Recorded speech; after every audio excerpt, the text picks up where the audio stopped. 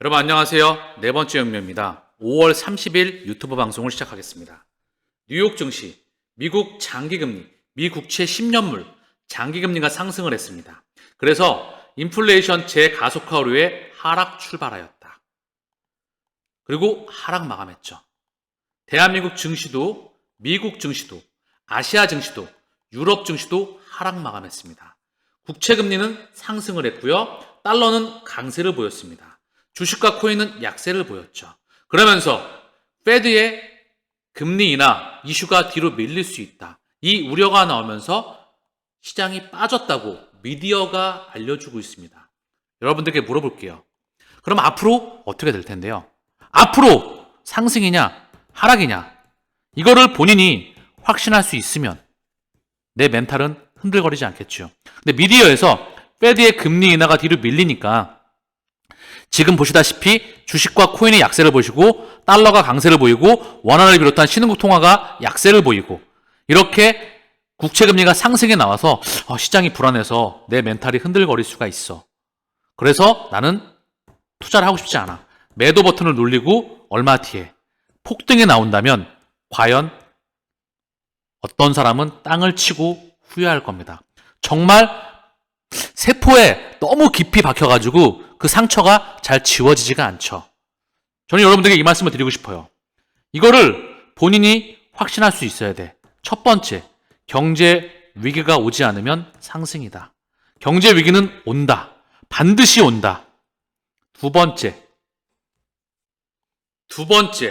금리 인하가 뒤로 밀리는 게 악재일까요? 저는 최대 호재로 보고 있습니다. 금리의 뜻은요, 돈값입니다. 돈의 값이죠. 금리를 오르고 내림으로 인해서 돈의 양을 조절하는 겁니다. 통화량이 조절되게 되겠지요. 금리 이자 몇 푼이 더 중요한 것보다 이거보다 몇 곱절 중요한 게 돈의 양을, 통화량을 조절한다. 자, 그래서 금리 이꼬르 경제 성장률, 한 국가의 연봉입니다. 실질 GDP 성장률이라고 하죠. 플러스 물가 상승률입니다. 지금은 뭐죠?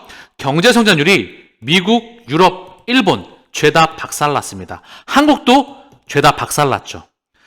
그 프로테지가 너무나 작습니다. 헌데 물가는 급등을 했었죠. 우크라이나 전쟁과 코로나 팬데믹으로 미국의 CPI가 9%를 훌쩍 넘었죠. 유럽은 훨씬 더 심했습니다. 이걸 명분으로 해서 금리를 가파르게 올렸습니다. 2008년도 그리고 그 이후에 2020년도에 금리 인상 기간 동안에 가장 많이 올렸던 게 1년에 1%였습니다. 지금은 어땠죠? 한 번 올릴 때 0.75% 올렸죠. 그래서 1년 기준으로 해서 5.25에서 5.50으로 올렸습니다. 자, 그러면 정리할게요. 금리 이꼬르 경제 성장률 플러스 물가 상승률인데 성장률은 나오지가 않아. 물가는 급등을 했어. 그래서 금리를 인플레를 잡아야 된다는 명분으로 금리를 급하게 올렸죠. 자이언트 스텝. 지금도 그 말이 나오고 있죠. 물가 이슈로 인해서 인플레 우려로 해서 금리가 뒤로 밀릴 수 있어요. 금리 인하가. 자, 물가 상승을 명분으로 해서 금리를 올렸습니다. 그러나 지금 물가가 많이 떨어져 있죠. 그렇죠? 이전보다는 확실하게 떨어져 있습니다. 그런데 경제 성장률은 이미 빠그러져서 정체되어 있죠. 그럼 금리는 언제 내릴까요? 언제 내릴까요? 물가가 좀 내려왔다 내릴까요? 아닙니다. 경제 성장률이 빠그러질 때, 대형 박살나면서 역성장이 나면서 파급이 심해질 때, 퍼펙트 스톰으로 가질 때 그때 금리를 가파르게 내릴 거예요. 물론 금리가 찔끔 내릴 때는 찔끔 내려서 유지가 될 때는요 괜찮을 수 있습니다. 허나 그 시기를 지나서 가파르게 내려올 때 이때는 무척 위험해집니다. 시장 상황을 점검해 보시죠. 비트코인이 9,430만 원 언저리죠. 자, 하락 나와서 살짝 반등 나오고 있고요. 이더리움은 520만 원 언저리 하락이 찔끔 나오고 있죠. XRP는 724만 원 언저리 하락이 찔끔 나오고 있습니다. 코인 시장의 약세. 전 세계 증시를 보겠습니다. 코스피와 코스닥이 각각 1.56, 0.77 하락. 해외 증시가 온통 파란불이었어요. 현재 유럽 증시는 찔끔 상승에 나왔지만 어제 하락으로 마감을 해서 전 세계 증시 위험 자산이 약세를 보였다.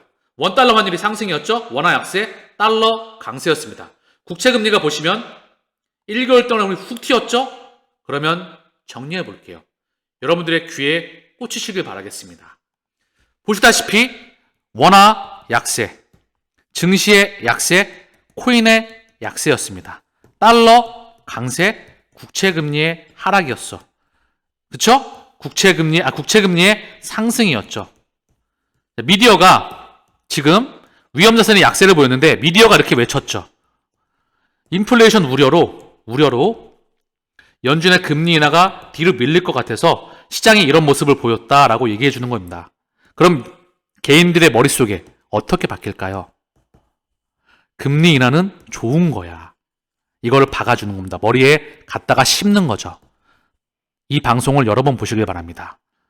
돈으로 환산하기 어려운 자료입니다. 전 세계에 이걸 설명해 줄 사람이 거의 없다는 거.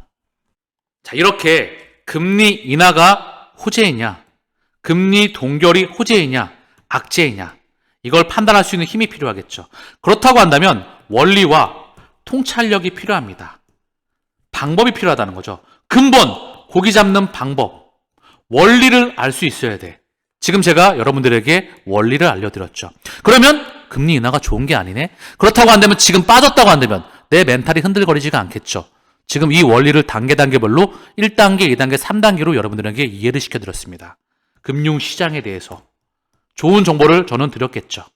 이런 사항들로 섹터별 대장과 끊임없는 매크로 경제와 4차선의 혁명과 각 섹터별 대장들의 초기 투자자와 모든 기본 원리에 대해서 멤버십에서 그 사항이 진행되고 있습니다. 그럼 얼마나 여러분들의 실력이 올라가고 있을까요? 얼마나 투자의 근력이 커지고 있을까요?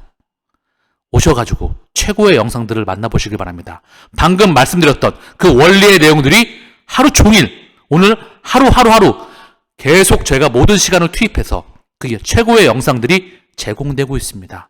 왜 제가 이렇게 자신있게 말씀드릴 수 있는지, 그만한 가치가 있는 영상들이 지금 80개가 다 되어가고 있습니다.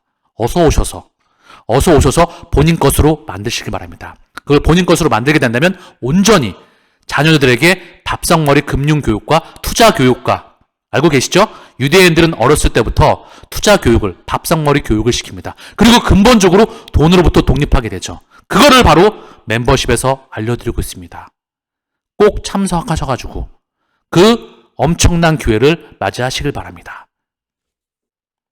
미국 국채금리 상승에 일본 10년물도 약 13만 만의 최고치이다.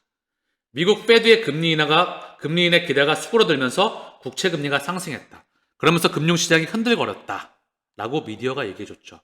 이거를 제대로 해석할 수 있는지가 여러분의 눈이 될 겁니다. 이 눈이 없다면 금융봉사라고 합니다.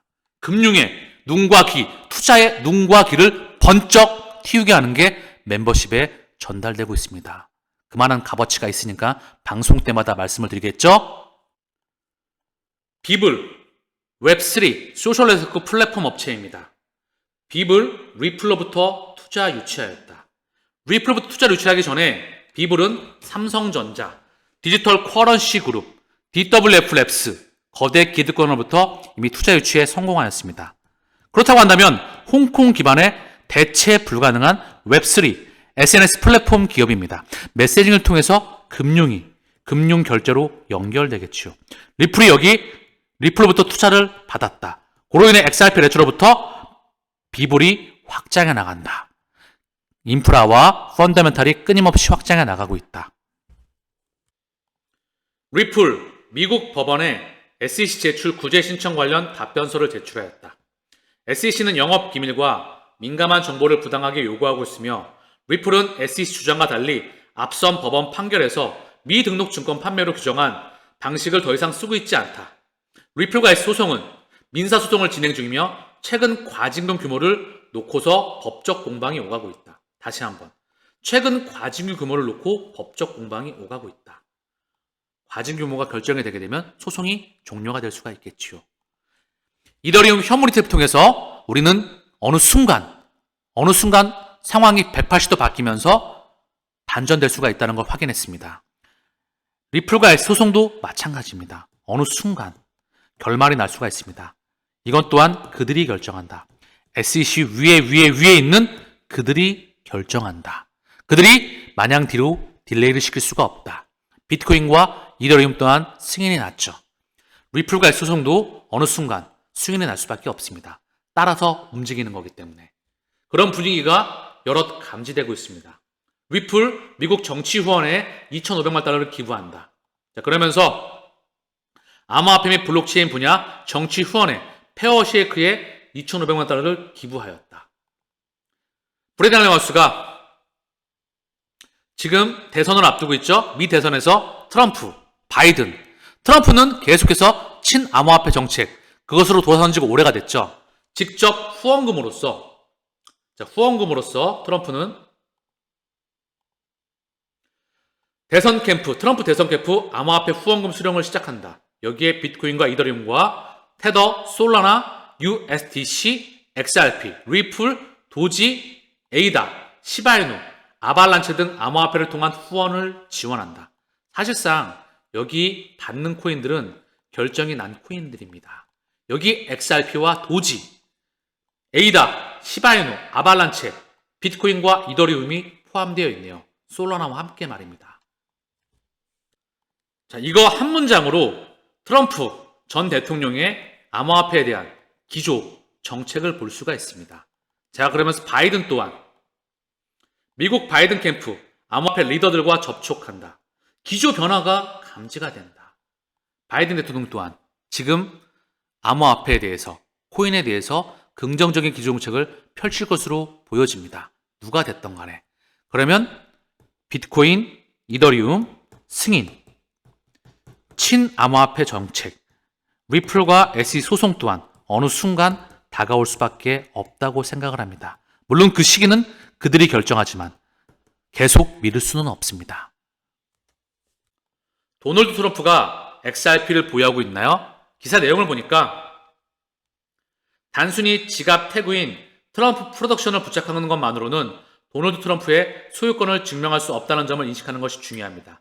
실제로 XRP 지갑 이름은 누구나 자유롭게 선택할 수 있습니다. XRP 지갑 이름은 누구나 자유롭게 선택할 수가 있다. 그래서 트럼프가 보유하고 있는 확인된 암호화폐는요, 트럼프 밈코인들과 이더리움, USDC가 보이네요. 베이비 트럼프. 자, 그래서 공식적으로 드러난 건 보이지가 않았다. 하지만 지갑 이름, 여기에 트럼프 프로덕션이 있었다. 자, 공식적으로 드러난 건 없죠. 저는 그런데 말입니다. 트럼프 전 대통령이 XRP의 가치를 모를까요? 저는 알고 있다고 생각을 합니다. 스위프트 2.0망, 2.0망의 중심이 바로 XRP입니다. 거액결제용, 도매용 CBDC를 운반하는 건 XRP 하나이다. 송금과 환전, 거기에 대체 불가능한 자산이죠. 실제로 트럼프가 나오게 돼서 아메리카 퍼스트 하면서 무역 정쟁을 펼쳤죠. 앞으로도 그게 계속될 겁니다. 이거는 오바마 때부터 진행되었던 거죠. 그렇죠? 전 세계 혈관을 자를 겁니다. 미국과의 무역 거래를 자를 거예요. 관세를 부과하면서 미국은 미국 내에서 돌리겠죠. 이거를 누구보다 잘 알고 있지 않을까 생각을 합니다. 그러면서 머스크 또한 이미 기득권이죠. 거대 기득권들은 XRP의 가치를 누구보다 잘 알고 있을 거라 생각을 합니다. 보시면은요, 2013년도의 자료입니다. 머스크 1678만 1600만 개 XRP, 500만 XRP. 여기에 머스크의 이름들이 보이고 있죠? 자, 그리고 이거는 합성사전인지 모르겠는데 트럼프 XRP 스탠다드, 이 말이 보이고 있습니다. 얘의 시대는 올 수밖에 없다는 거죠. 비트코인, 이더리움, XRP, 섹터별 대장, 이 시장 규모가 1000배 이상 성장합니다. 거대 기득권은 이쪽으로 자금을 쏠 수밖에 없어요. 그거를 인지하는 게 가장 중요하다. 자, 오늘 유튜브 방송은 여기서 마칠 수 있도록 하겠습니다. 감사합니다.